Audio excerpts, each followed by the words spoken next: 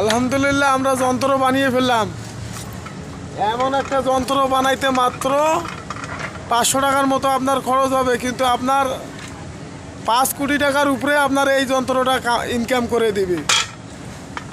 বাইরের মাসায় যদি আপনি আস্তর করতে যান, এই যন্ত্রটা দিয়ে খুব সহজে আপনি 5টা লেবারের কাজ একটা লেবার দিয়ে করতে পারবেন এই যন্ত্র দিয়ে।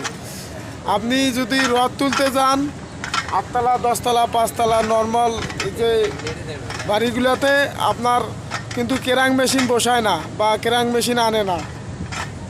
এইটা একটা কেরাং মেশিনের বাপ।